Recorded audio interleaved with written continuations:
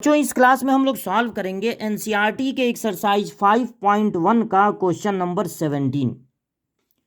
Find the relationship between A and B so that the function F defined by this is continuous at X equal to 3। देखिए, ये जो function है वो दो चीज़ों से डिफाइन है। जब x की वैल्यू 3 या लेस देन 3 है तो फंक्शन है ax+1। जब x की वैल्यू ग्रेटर देन 3 है तो फंक्शन की वैल्यू है bx+3। ये गिवन है कि ये फंक्शन 3 पे कॉन्टीन्यूअस है। मतलब जब इस फंक्शन का ग्राफ बनाया जाएगा तो 3 पे पेन नहीं उठाना पड़ेगा। बाकी जगह तो पेन नहीं उठाना है, बाकी जगह तो ग्राफ बनता चला जाएगा। 3 पर भी पेन नहीं उठाना पड़ेगा, भले 3 के उधर फंक्शन किसी और चीज़ से डिफाइन है, 3 के आगे फंक्शन किसी और चीज़ से डिफाइन है, लेकिन 3 पर भी पेन नहीं उठाना पड़ेगा। 3 पर ये कॉन्टीन्यूअस है। तो आप ए और बी के बीच रिलेशन पता लगाइए।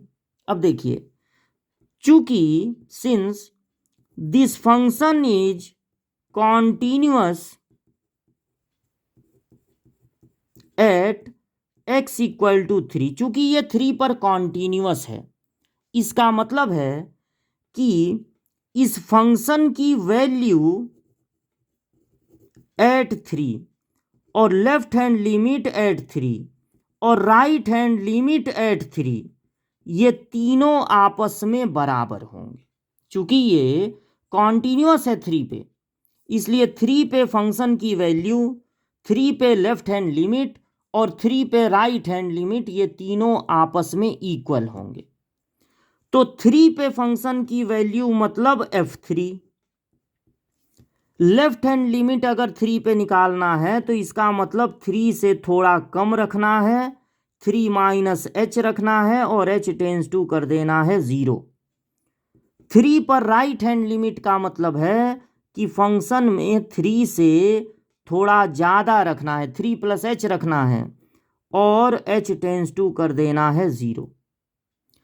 अब फंक्शन की वैल्यू 3 पे अगर आपको 3 रखना है तो जब x की वैल्यू 3 रखना है इक्वल टू 3 तो ऊपर वाले में रखना है। ऊपर वाले में x की जगह पे 3 रख दीजिए तो मिलेगा a, x की जगह 3 + 1। अच्छा, ये जो है वो 3 माइनस h है, यानी 3 से कम रखना है। तो जब 3 से कम रखना है तब भी इसी में रखना है, जब x लेस देन 3 है तब भी इसी में रखना है।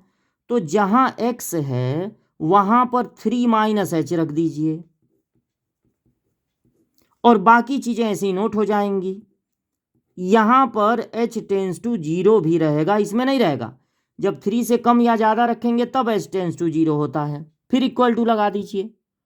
अब 3 से ज़्यादा रखना है तो जब x की वैल्यू 3 से ज़्यादा है, ग्रेटर देन 3 है, तो आपको इसमें रखना है, ऊपर वाले में नहीं रखना है, तब नीचे वाले में रखना है। और आंख से देखना है, जहां x दिखे वहां पर 3 + h रख देना है। बाकी चीज़ ऐसे ही नोट हो जाएगा, b भी नोट हो जाएगा ऐसे ही, बस x की जगह 3 + h रखना है और फिर +3 भी नोट हो जाएगा।